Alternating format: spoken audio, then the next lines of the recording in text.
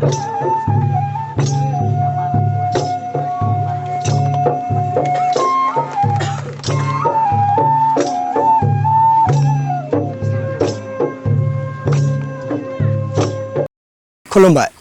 आंनि मुङा मुस्रि हेमन्त बसुमतारी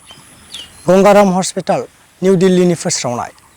जों बयबो मिथिनो गोनांथार दि आथिखाल कर'ना भाइरास कोविड-19 जों साग्लोबजानाय गिख्रंथाव थासारिनिफ्राय बारग'नो थाखाय मा खालामनाया जोंनि थाखाय मोजां जागोन बेखौ हादोरनि राजथावनिनि गोदान दिल्लीयाव थानाय मुंदांखा गंगाराम हस्पिटालनिफ्राय जोबोर गोनांथार बोसोनारि बिथोन फोसावदों बेखौ फै जों फालिनो थाखाय मिथिना लानि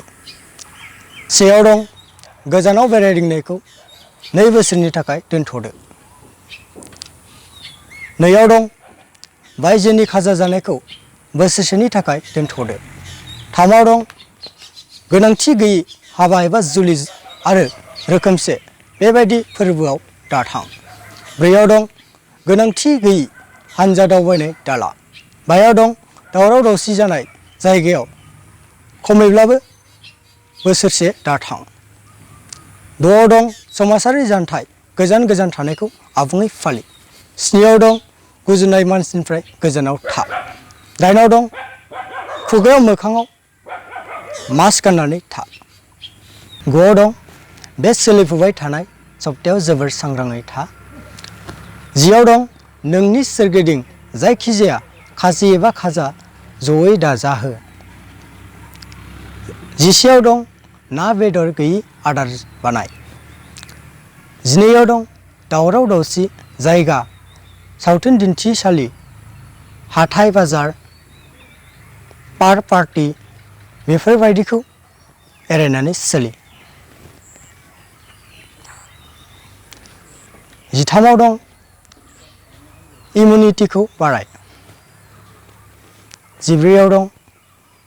खानाय हानाय बिउटि सेलुन पार्लार बेफोराव थांनाय समाव